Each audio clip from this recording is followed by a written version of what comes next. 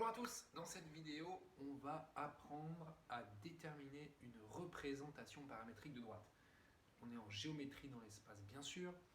Une représentation paramétrique de droite, déjà la première chose qu'il faut savoir, c'est que ça ressemble à ça. C'est-à-dire que ça ressemble à un système avec trois lignes, x égale, y égale, z égale, et puis à l'intérieur, il y aura du t. Il y aura même écrit t appartenant à R. Qu'est-ce que c'est que cette chose-là, une représentation paramétrique de droite? Eh bien, c'est un petit peu la carte d'identité d'une droite dans l'espace. Quand vous faisiez de la géométrie plane en classe de première et de seconde, vous aviez appris qu'une droite, ça a une équation. Une équation de droite, qui pouvait être une équation cartésienne, de type ax plus by plus c égale 0, ou bien une petite équation réduite que vous utilisez encore certainement, de la forme y égale à x plus b, ou mx plus b. Ben, dans l'espace, ça marche plus, ça. Les droites n'ont plus d'équation, parce qu'on est en 3 dimensions, et en fait, il faut un système de 3 équations qui va donc ressembler à ça. Alors, c'est bien beau, mais comment on fait pour la trouver, cette représentation paramétrique de droite, dans un exercice? Parce que c'est une question très classique. On vous donne des points, on vous donne leurs coordonnées, et puis on vous demande, allez-y, déterminez une représentation paramétrique de la droite AB, ou de la droite D, ou de la droite delta. Alors déjà, si vous m'avez bien entendu, j'ai pas dit la représentation paramétrique, j'ai dit une représentation paramétrique de droite, parce qu'une représentation paramétrique, elle n'est pas unique. Il en existe plusieurs possibles pour une même droite.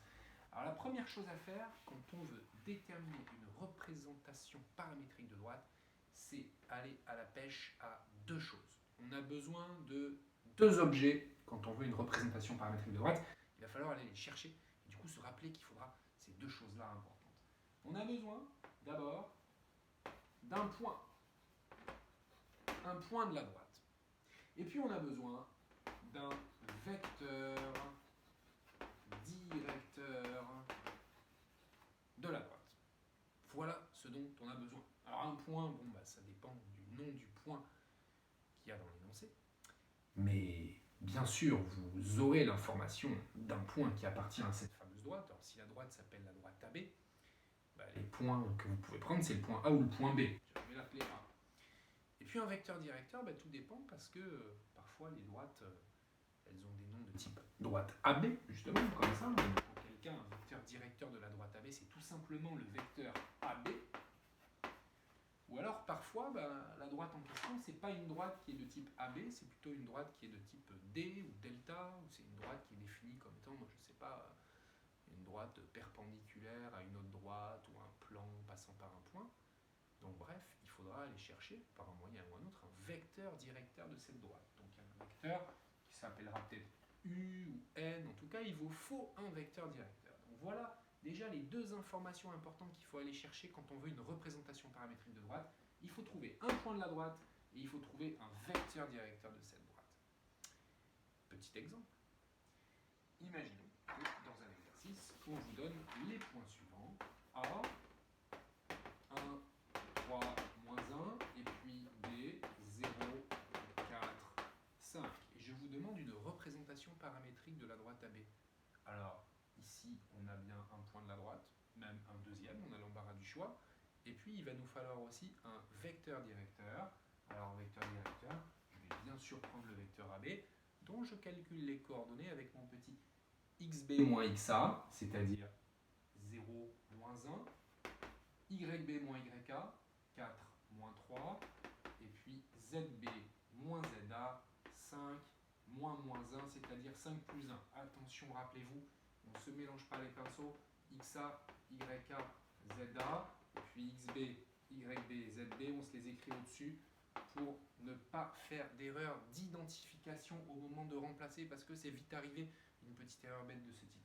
Une fois qu'on a calculé tout ça, moins 1, 1, 6, on est très content parce qu'on a désormais ce qu'il nous fallait, c'est-à-dire un point et un vecteur directeur. Alors on peut se lancer dans l'écriture d'une représentation paramétrique de cette droite AB qui s'écrit comme ceci. On n'a pas un point M de coordonnées x, y, z.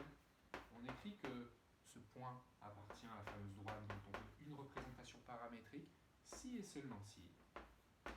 Et puis on écrit un joli système à trois lignes qui commencera par x égale, y égale, z égale. En premier, on va placer les coordonnées d'un point de la droite. Prenons A. ça nous ferait 1, 3, moins 1. Je place ici les coordonnées d'un point, xa, yk, za, ou bien xb, yb, zb, ça marcherait aussi. Et puis je vais ajouter une petite combinaison qui est le produit de chacune des coordonnées du vecteur directeur, moins 1, 1,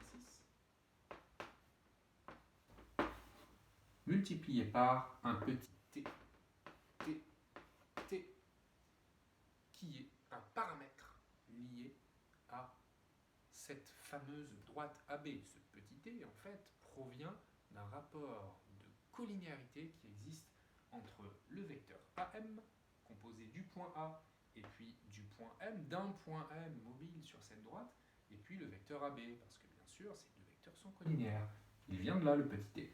Virgule, t appartenant à R. Voilà, j'ai déterminé une représentation paramétrique de droite. Alors bien sûr, il y en a d'autres qui existent. Je vous l'ai dit tout à l'heure, on pourrait remplacer ce 1, 3, moins 1 par 0, 4, 5, parce qu'on pourrait très bien prendre le point B comme étant un point de la droite. Et puis, pareil pour ce vecteur directeur, il en existe d'autres, alors qui sont tous collinéaires les uns les autres, mais je pourrais très bien prendre le vecteur moins 2, 2, 12. J'ai multiplié tout ceci par 2. Auquel cas, ça me changerait également ce qui est ici, de l'autre côté. Voilà, nous avons déterminé une représentation paramétrique de droite.